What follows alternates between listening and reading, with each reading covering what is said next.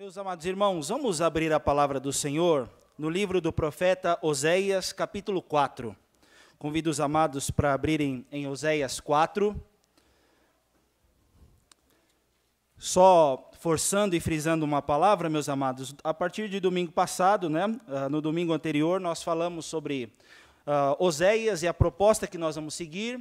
Vamos trabalhar um pouco neste mês de agosto, mês de missões, sobre este profeta, que é um livro muito oportuno, que fala sobre o amor de Deus, o avivamento que nós devemos ter e uma volta sincera em arrependimento verdadeiro na presença do Senhor.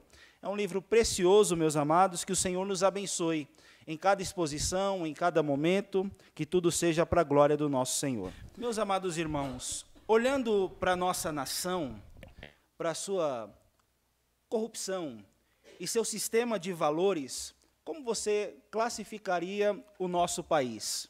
Se você também olhar, comparado a 10, 20, 30 anos atrás, mudou muita coisa nos valores morais e espirituais das pessoas? Pense um pouquinho nessa pergunta, que também nos remete aos tempos de hoje. E você, jovem, já ouviu as futuras gerações falando, no meu tempo era assim, e agora está difícil, está bem pior? Outros não ouviram, né? Mas como é que você classificaria os tempos atuais em que nós estamos vivendo?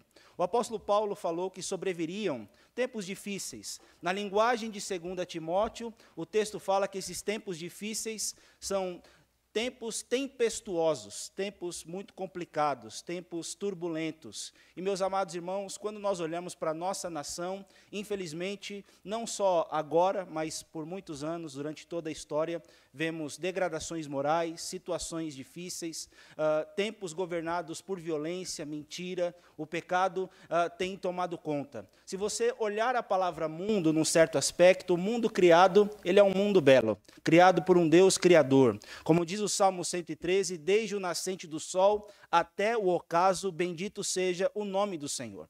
Mas se você olhar também a palavra mundo, em outro sentido, este mundo, por causa do pecado, também está em corrupções. Ele passa por situações muito difíceis por causa do pecado. Pastor Hernandes, ele vai falar em Romanos 12, 2, numa palavra que ele vai dar, não sei se irmãos se lembram desta passagem, mas que fala assim: e não vos conformeis com este século, mas transformai-vos pela renovação da vossa mente, para que experimenteis qual seja a boa, a perfeita e agradável vontade de Deus. Quando ele olha para essa passagem, ele vai falar que o mundo está numa forma em constante mudança. O que era tido como negativo, hoje é aplaudido. Enquanto você via um tempo atrás muitas pessoas condenando certas coisas, hoje o mundo está aplaudindo de pé. Infelizmente, irmãos, essas mudanças estão acontecendo. E temos que tomar muito cuidado para que a igreja não caminhe no mesmo sentido. Não podemos tomar a forma do mundo que sempre muda, mas temos que ser transformados pela renovação da nossa mente. Cristo nunca muda, irmãos. Ele é o mesmo ontem, hoje e sempre. E ele é quem tem que guiar, nortear os nossos valores. Que nós, meus irmãos, sejamos uma igreja, um bairro, uma região, e vamos orar para que sejamos uma nação não rendida ao pecado, mas que sejamos uma nação rendida ao Senhor. Nós precisamos desta realidade na nossa vida, porque infelizmente nós temos visto corrupções, mas que o Senhor nos livre e que nós possamos nos voltar ao nosso Deus. Meus amados, quando nós falamos em corrupção, o tema que a Sociedade Bíblica vai colocar no capítulo 4, é esse tema em negrito que está na sua Bíblia, possivelmente, é a corrupção geral de Israel. O texto quer nos mostrar, a história de Oséias no capítulo 4, quer nos mostrar que a nação de Israel inteira se corrompeu na presença do Senhor. Tomou os valores de outras nações idólatras e não estava rendendo a sua vida e a sua devoção ao Deus verdadeiro. Irmãos, a linguagem dos capítulos 1 a 3 é uma linguagem onde Deus vai usar o profeta não só como porta-voz, mas como a encarnação da mensagem para para mostrar como Deus ama esta nação. Oséias se casa com Gomer, uma mulher de prostituições, e com essa mulher ele vai ter 3 filhos. Alguns não são dele, mas diante dessa mulher que se prostituiu no seu casamento, na sua relação matrimonial, se afastou do seu marido e depois Oséias a comprou de volta, assim como Oséias tratou esta mulher com amor, a nação deveria olhar para Oséias, e Oséias era o exemplo vivo e real de como Deus amava esta nação. Foi isso que nós vimos nos capítulos anteriores, e agora nós vamos ver uma mudança, meus amados. A linguagem e a figura não é mais de um casamento, mas é uma linguagem de um tribunal. Deus tem uma contenda, Deus tem uma palavra séria para com o povo de Israel. E diante dessa palavra de um tribunal, nós vamos ver não só um Deus que ama essa nação, mas um Deus que vai corrigir, que vai disciplinar, que vai trabalhar no coração dessas pessoas para que elas vejam como é o Deus verdadeiro. Então, meus amados irmãos, nesta noite eu queria trabalhar à luz do seguinte tema. O Vando falou que era muito longo. Se for, é culpa dele, tá? Pastor, diminui aí. Não, é culpa metade, tá? Na semana passada eu falei sobre o seguinte tema: veja o retrato do amor de Deus. E nesta noite, irmãos, eu gostaria que nós, em nome de Jesus, olhássemos, né, para... deixa eu mudar aqui o tema. Veja o retrato de um povo que se afastou de Deus. Então, irmãos, qual é o resultado? Os efeitos, as consequências de um povo que se afasta do Senhor. Está ali gravado, está até pequeno, gente, ficou menor ali. Acho que está grande mesmo. Mas dá para gravar, gente? Vamos repetir? Veja o retrato de um povo que se afastou de Deus. Então, vamos olhar, meus irmãos, com muita cautela, com muito temor e tremor, para que não nos afastemos do Senhor. Não nos entreguemos ao pecado, mas possamos nos voltar ao Deus vivo e verdadeiro. Então, meus irmãos, a primeira lição, o primeiro retrato dessa nação é que o povo de Israel se afastou moralmente.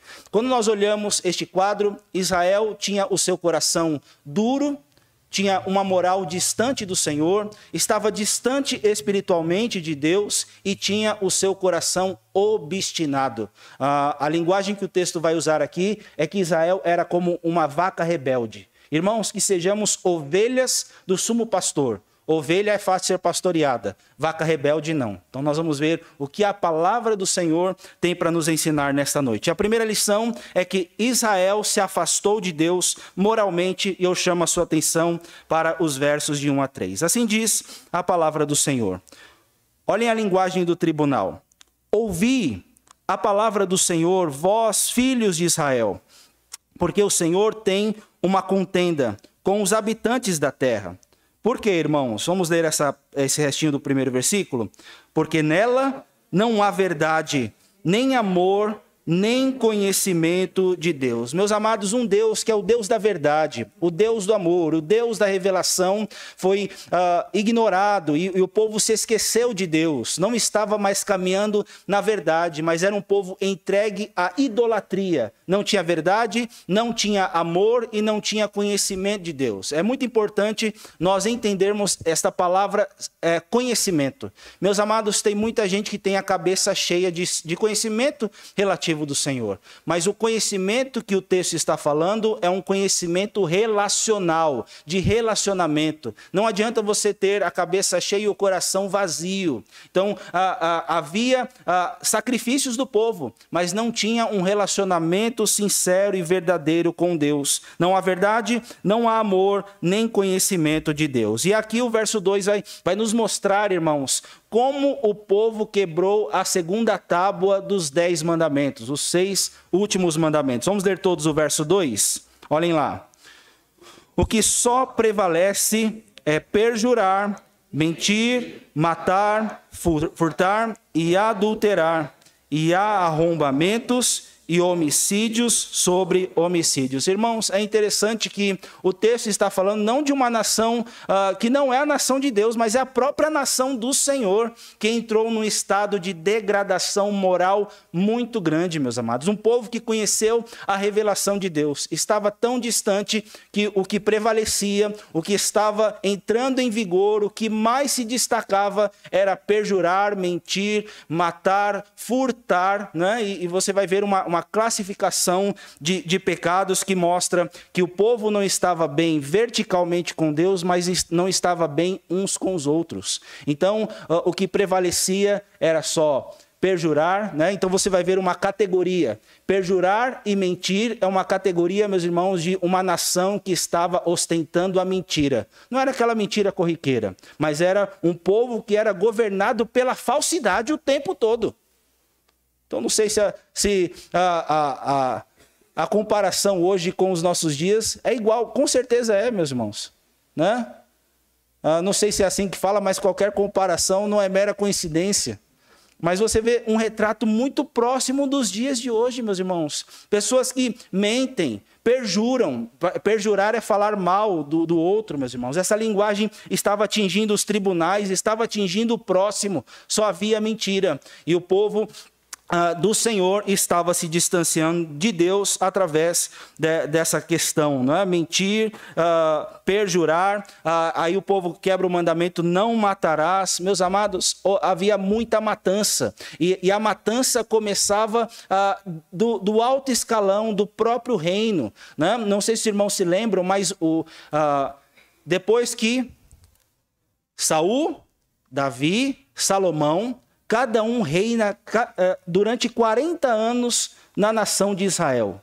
120 anos, totalizando, o reino está unido com as 12 tribos de Israel. Ok? Até aqui?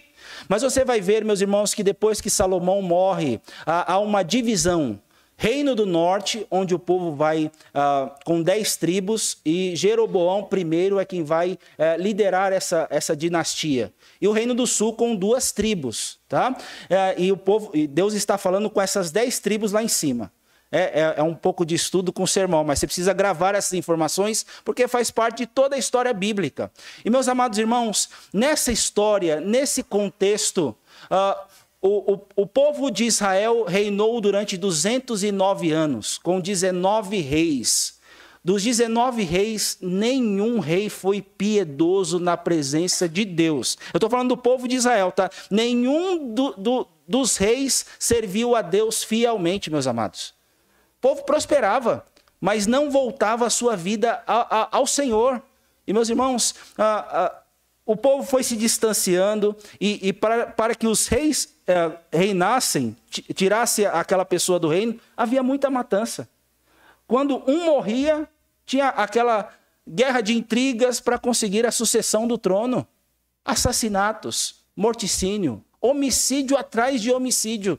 E o que prevalece, irmãos, é perjurar, mentir, matar, roubar. E você vai ver, meus amados, que havia roubo. Meus irmãos, o nosso país é tão rico, mas tem tanta corrupção. Não é?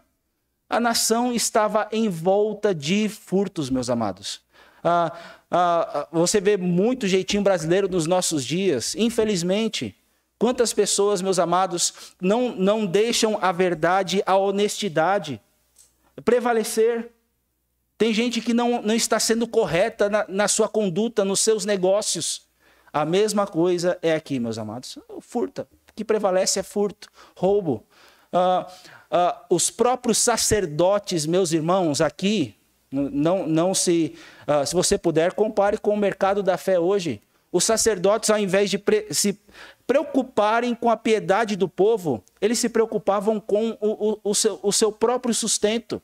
A ideia que alguns pastores colocam aqui é que eles torciam para que houvesse mais pecados. Porque quanto mais pecado, mais sacrifício entrava. E quanto mais sacrifício entrava no templo, mais carne, mais rendimento para aqueles representantes. Irmãos, profeta, povo, sacerdote, todos se corromperam. E o que resta, o que prevalece é só furtar, adulterar. Irmãos, nessa relação de quebra, você vai ver que a nação de Israel era uma nação governada não pelo domínio de se devotar ao Senhor, mas era uma geração ou uma nação voltada e devotada à sexualidade. Deixavam o Deus verdadeiro e se prostituíam a outros deuses cultuais. Então, o que resta é abandonar um relacionamento como Deus ensina para adulterar e viver uma vida voltada à luxúria, meus irmãos. Assim era a nação de Israel, voltada à sexualidade, a tantas questões, e o que prevalece é toda essa imoralidade. E o verso 3 vai falar, por isso, tem a questão dos arrombamentos, né, meus amados, cobiça. Essas coisas acontecem, homicídio sobre homicídio, porque o texto fala, não cobice. O texto de Êxodo 20 fala, não cobiçarás. Mas essas coisas estão acontecendo porque eles estavam desejando o que era do outro. Meus irmãos, não era um povo voltado e governado, dirigido, gerenciado pelo Senhor, mas era um povo que não trabalhou o seu coração para depender da graça de Deus. Então, diante dessa situação, o próximo estava totalmente ferido.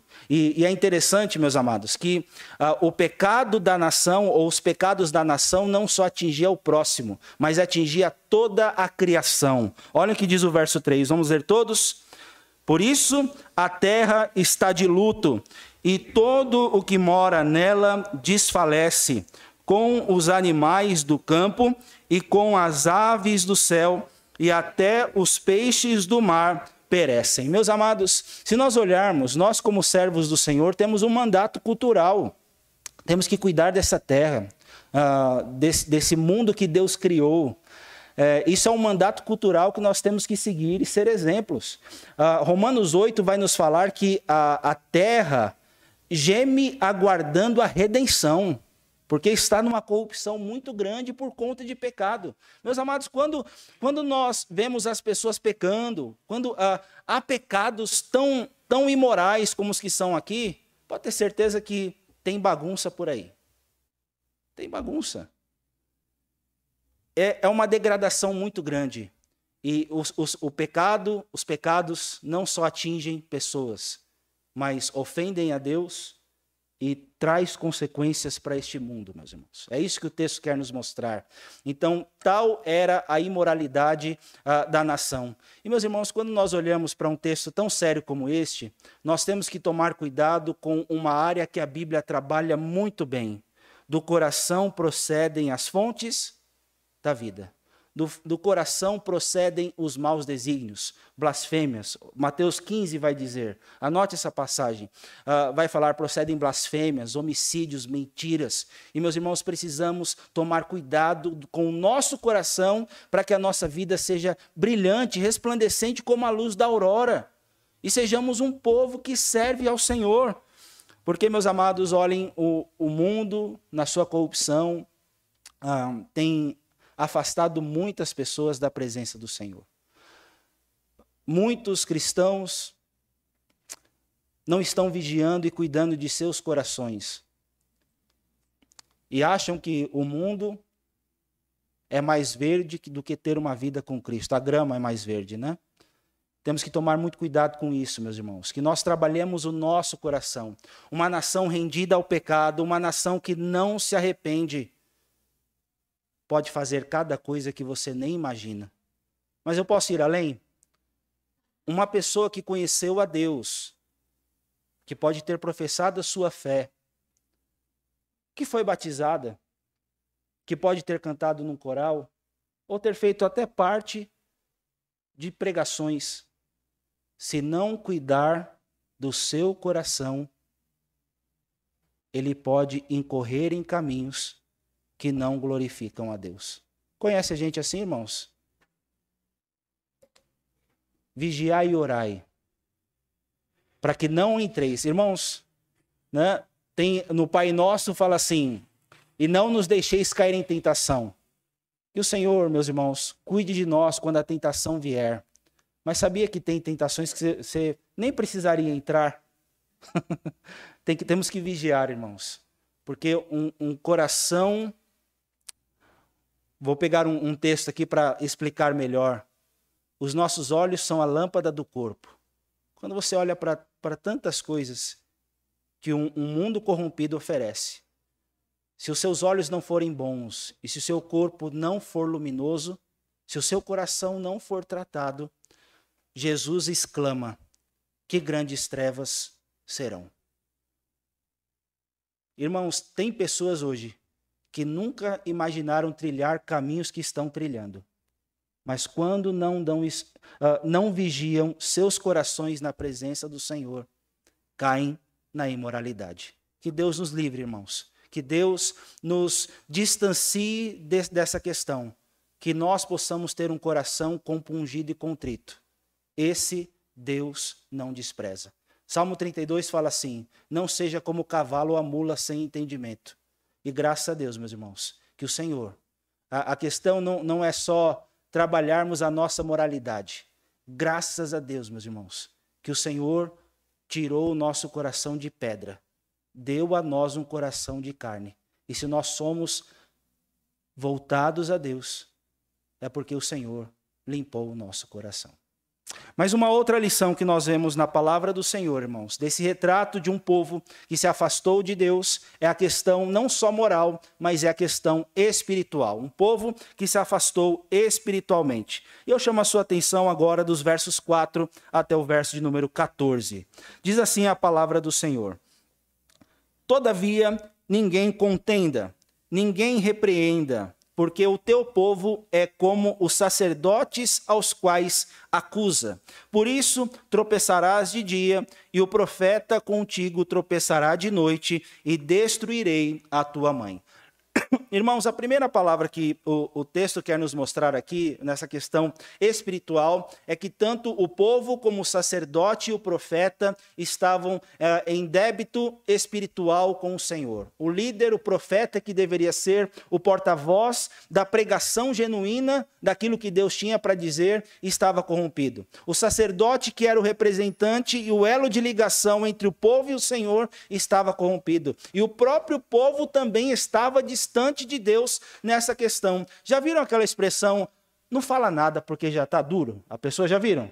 Fala nada, já falei demais. O texto no verso 4 fala assim: todavia, ninguém contenda, ninguém fale nada, porque está todo mundo numa corrupção espiritual. Tanto o povo como os sacerdotes aos quais são acusados. Por isso tropeçarás de dia, e o profeta contigo tropeçarás de noite. Meus irmãos, há tropeço em todo tempo. O verso 6 vai dar o tom, né? E é para mostrar que quando um povo não tem uma relação,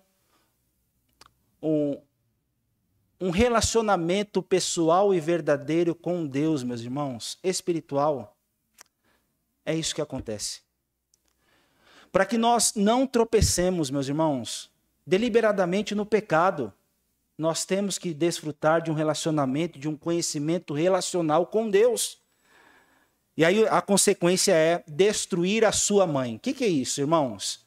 É que pelo fato de o profeta, o sacerdote e o povo estarem em corrupção, todo Israel sofreria as consequências. E aí o verso 6 fala assim, irmãos, vamos ler todos? O meu povo está sendo destruído porque lhe falta o conhecimento. Porque tu, sacerdote, rejeitaste o conhecimento.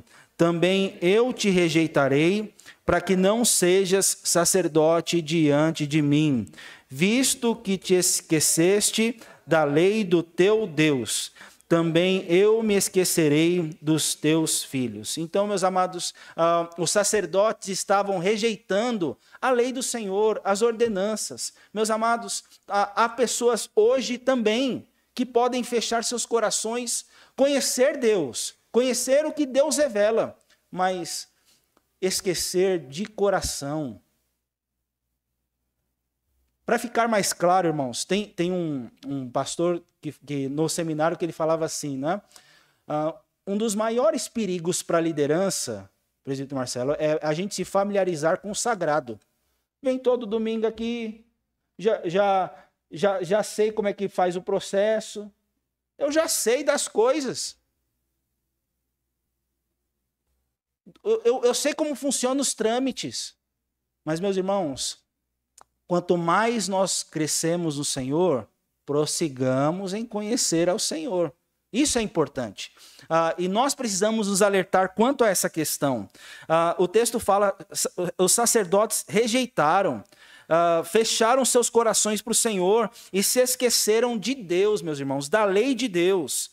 Então, a ideia é que o Senhor estava abençoando os sacerdotes com filhos, mas o próprio Senhor se esqueceria deles. Olhem o verso 7. Quanto mais estes se multiplicaram, tanto mais contra mim pecaram, e eu mudarei a sua honra em vergonha. Então, o Senhor traria, meus irmãos, consequências para esses sacerdotes que não estavam buscando espiritualmente a Deus. Verso 8. Alimentaram-se do pecado do meu povo, e da maldade dele tem desejo ardente. Irmãos, sabe o que é isso?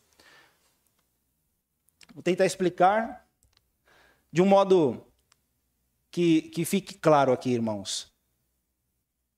Tem líderes hoje que quer que você faça mais coisas na igreja para que o próprio líder prospere. O texto está falando que o sacerdote tinha desejo que o povo errasse. E, meus irmãos, que situação degradante. Que os irmãos orem, meus amados, pela nossa liderança, para que nós sejamos transmissores da verdade do Evangelho. Paulo fala assim, em 2 Coríntios, irmãos, eu tenho a consciência tranquila, eu sou a sua referência. Nós não mercadejamos a palavra, não agimos com astúcia, nós somos vaso de barro e o tesouro é a palavra. Mas quantos fazem o contrário, irmãos? Usam a palavra como pretexto e o tesouro são pessoas que exploram em nome da fé e que quanto mais ele sacrificar, mais o bolso enche. Assim eram os sacerdotes, irmãos. Quanto mais pecado, mais sacrifícios entravam no templo. E é por isso que o Senhor via o coração dos sacerdotes, irmãos. Olhem o verso 9.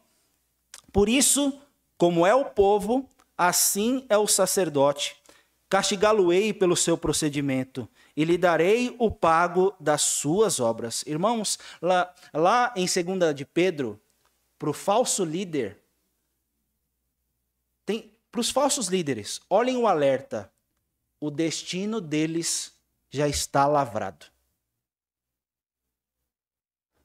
Eu vou dar o pago pelo procedimento dos sacerdotes. Uma hora a conta chega, tá? É isso que o texto quer mostrar. Verso 10, irmãos, vamos ler todos? Comerão, mas não se fartarão. Entregar-se-ão à sensualidade, mas não se multiplicarão.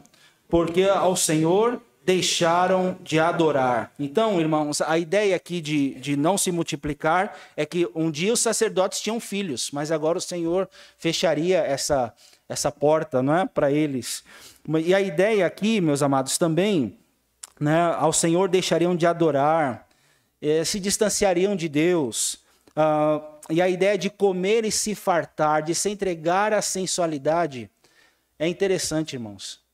Tem gente que acha que o pecado traz satisfação. Satisfação mesmo é ter a Cristo, viu? A gente sabe disso. Tem gente que se lambuza no pecado. Mas é como diz um pastor, não vou saber a fonte, tá, irmãos?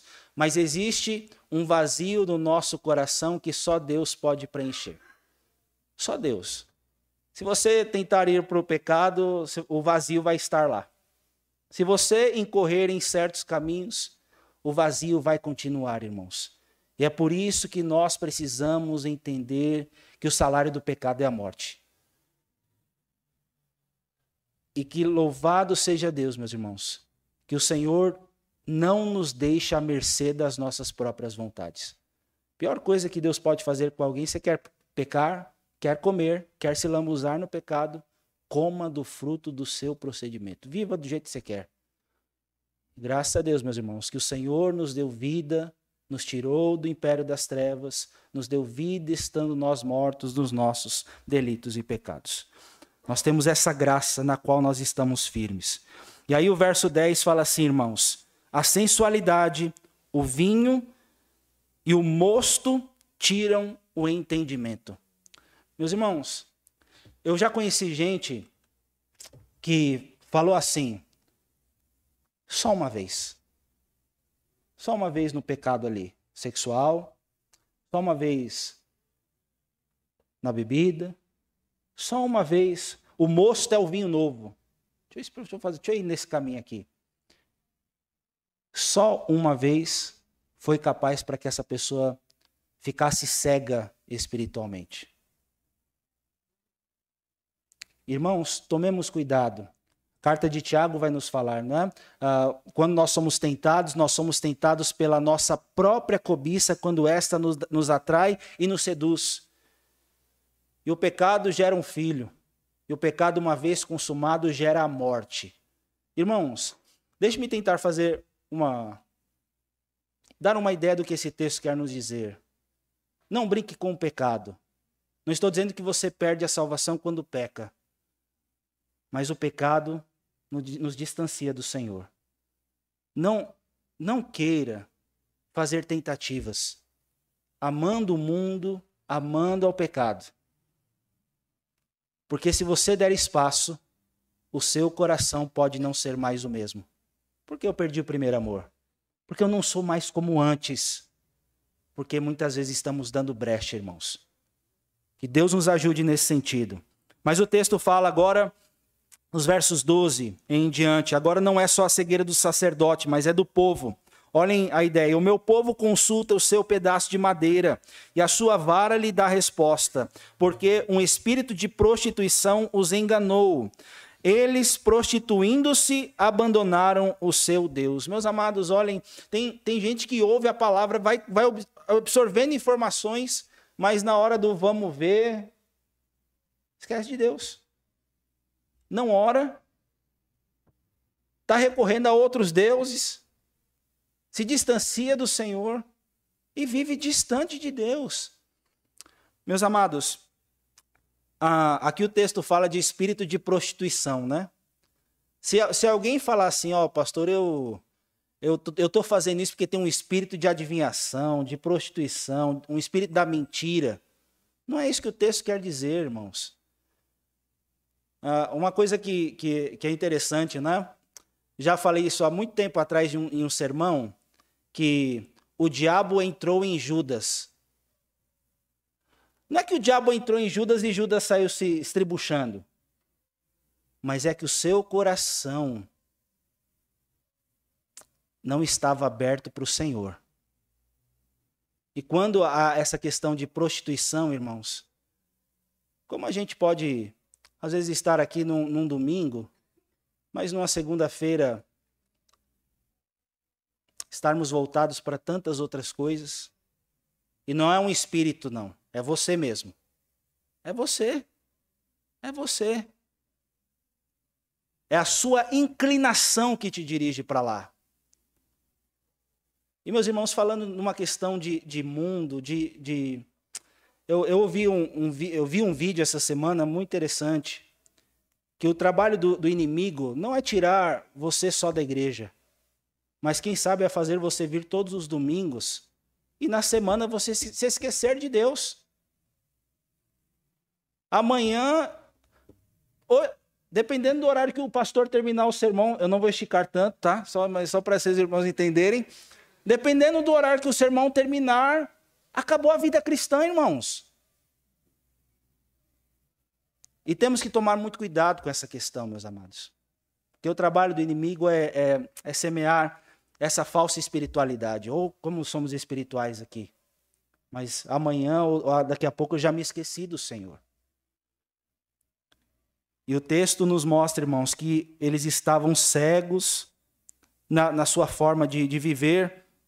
O espírito de prostituição os enganou, abandonaram a Deus, dar as costas para o Senhor. Verso 13, sacrificam sobre o cume dos montes e queimam incenso sobre os outeiros, debaixo do carvalho, dos choupos e dos terebintos, porque é boa a sua sombra. Por isso vossas filhas se prostituem e as vossas noras adulteram. Meus amados, a ideia aqui do texto é que o povo estava confiando em outras nações. O pecado de Israel, irmãos, de Judá também, era ao invés de... Já viu aquele texto? Uns confiam em cavalos e nós confiamos no Senhor.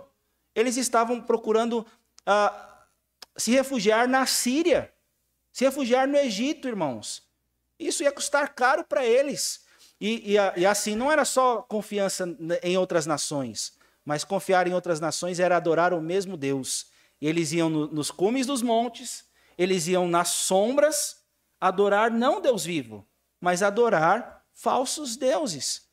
E meus irmãos, não precisava fazer mais nada, porque as próprias filhas e as próprias noras estavam entrando em caminhos de prostituição. Só uma aplicação prática aqui, irmãos. Eu não tenho nada contra. Mas tem gente que fala assim, você já orou no monte hoje? Não é isso que importa. Entra no teu quarto e ora. Que Deus, meus irmãos, nos dê uma espiritualidade voltada para o Deus vivo e verdadeiro, que isso é o mais importante. Não só aqui, mas durante toda a nossa caminhada com o Senhor. E aí o verso 14 fala, não castigarei vossas filhas que se prostituem, nem vossas noras quando adulteram, porque os homens mesmos se retiram com as meretrizes e com as prostitutas cultuais sacrificam. Pois como termina, irmãos? Pois o povo que não tem entendimento corre para a sua perdição. Então, nesse mesmo vídeo que eu vi, meus amados, ele vai falar assim, uma das táticas de Satanás é trabalhar no coração dos filhos. Fazer com que os filhos não tenham entendimento. O texto fala em falar de filhos, noras, né? A ideia, meus irmãos, que se nós não ensinarmos as futuras gerações não vão confiar no Deus verdadeiro. Qualquer coisa pode tirar a vitalidade espiritual delas.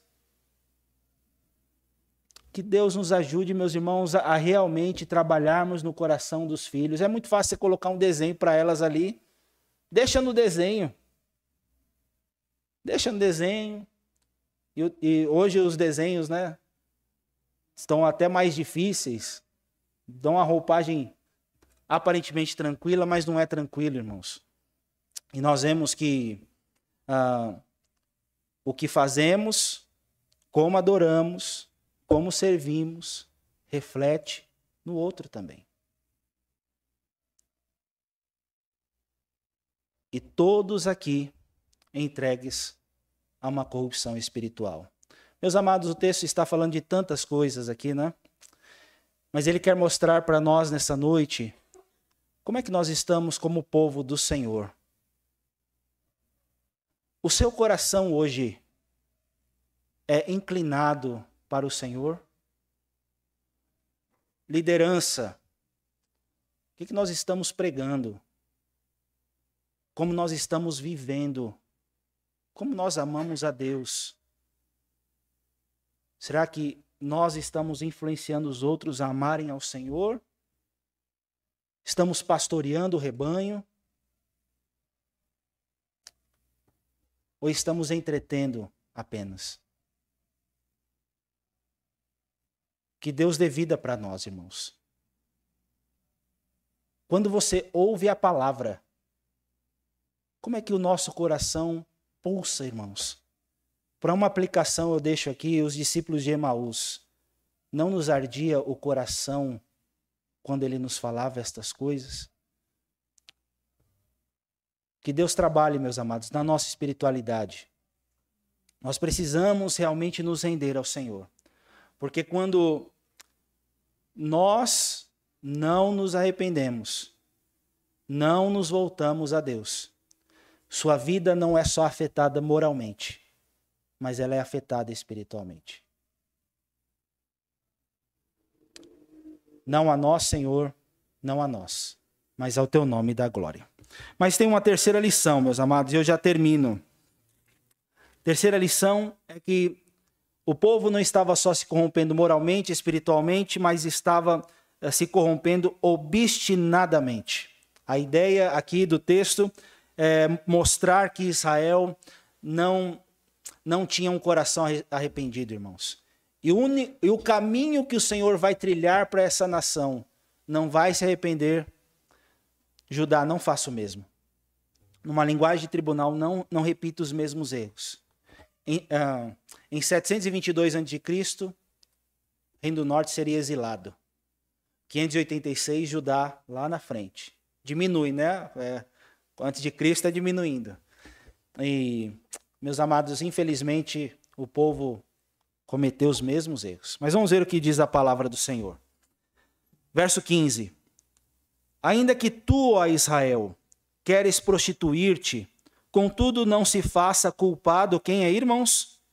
Então não repita. Olha a linguagem do tribunal, irmãos. Um é réu e o outro está como ouvinte. Não faz a mesma coisa, tribo de Judá. Olhem lá. Não venhais a Gilgal, e não subais a Bet-Avém, nem jureis dizendo, vive o Senhor. Então, irmãos, é interessante essa expressão. O lugar onde Deus seria adorado era em Jerusalém. Só que o Jeroboão, quando se dividiu o reino, ele quis fazer uma adoração genérica. Tem o remédio verdadeiro e tem o genérico. E tinha dois lugares ali que Jeroboão quis separar para adoração. Gilgal e Betel.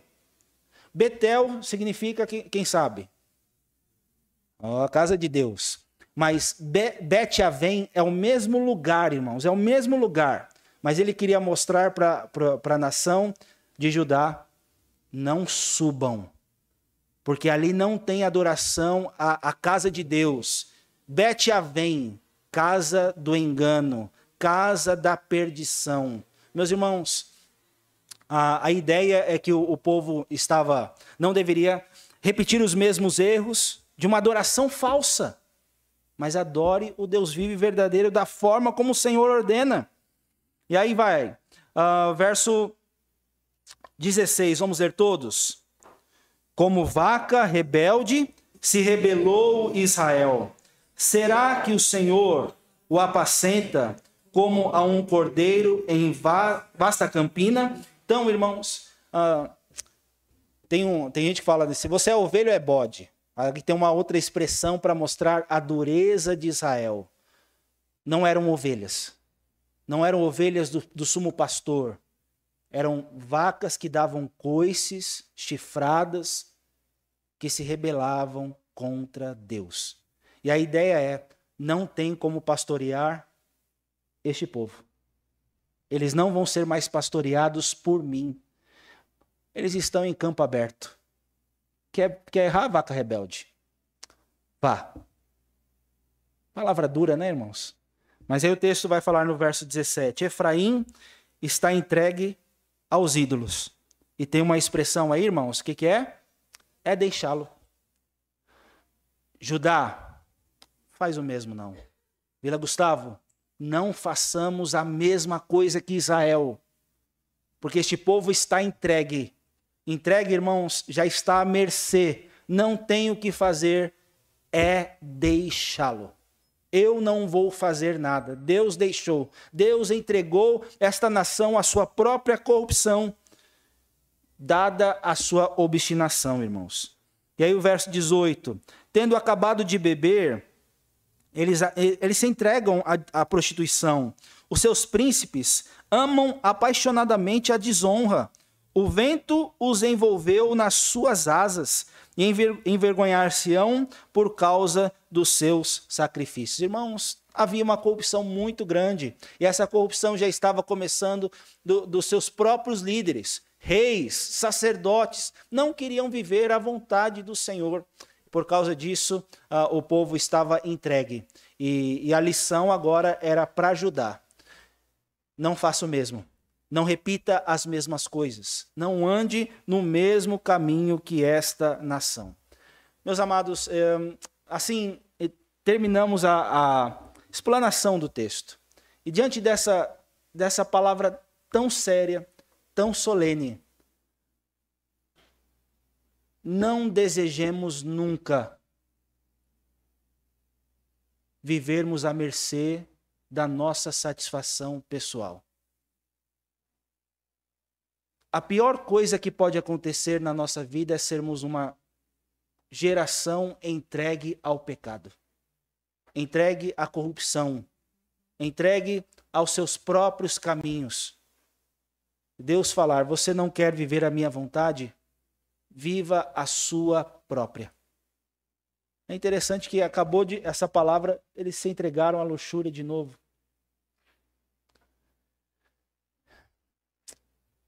E meus irmãos, uma palavra que eu deixo para nós, nesta noite, é que o Senhor tratou Israel, mas vai trabalhar nele futuramente, trabalhou, como eu disse na semana passada, e trabalha em nós que um dia estávamos longe do Senhor. Hoje estamos aqui pela graça de Deus. O Senhor nos trouxe. O Senhor fez de nós o seu povo, raça eleita, sacerdócio real, propriedade exclusiva dele, e nós não merecíamos nada para isso. Um dia, no novo céu e nova terra, vai haver um povo de uma só tribo, raça, língua e nação. Este povo, fisicamente, nunca mais foi restaurado. Mas Deus ainda tinha um plano para esta nação. E Deus tem um plano para a nossa também, meus amados. Tem um texto que me chama muita atenção e eu deixo como aplicação final. Mateus 5 fala assim: bem-aventurados os limpos de coração, porque verão a Deus. Meus amados, o nosso Senhor é um Deus que tem a sua beleza eterna. Sempre foi limpo. Tiago vai falar: não culpe a Deus quando você é tentado. Deus não pode ser tentado pelo mal nunca. E Ele não vai desejar o seu pior. Deus é santo. Ele é o autor de toda boa dádiva, todo dom perfeito. E este Deus que é santo, santo, santo e limpo, olha para a sua sujeira, para a minha, para a nossa. A nossa justiça é como trapo de imundícia. Não havia e nunca haverá nada em nós para sermos limpos diante de Deus segundo a nossa justiça. Mas o Senhor nos limpou. Você hoje tem uma beleza imputada e uma limpeza imputada. Jesus Cristo tirou a sua sujeira. Em Cristo você está mais alvo que a neve.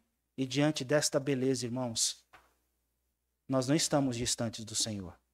Não devemos estar, mas devemos nos voltar a Deus e render toda a glória ao Senhor. Vinde e arrazoemos, ainda que os nossos pecados sejam como a escarlata, vermelhos como o carmesim. Glória a Deus, porque Ele nos tornará mais alvos que a neve. Irmãos, que beleza preciosa. Nós vemos uma nação que passou pelo juízo, mas nós estamos diante de uma nação que vive de uma forma degradante. Que sejamos luz, transformados pela graça de Cristo. Deus nos abençoe. Amém. Querido povo de Deus, que a graça maravilhosa do nosso Senhor e Salvador Jesus, o amor de Deus, o nosso eterno Pai, e as ternas consolações do Santo Espírito de Deus esteja conosco, povo de Deus aqui reunido e espalhado pela face da terra, hoje e para todo sempre. Amém.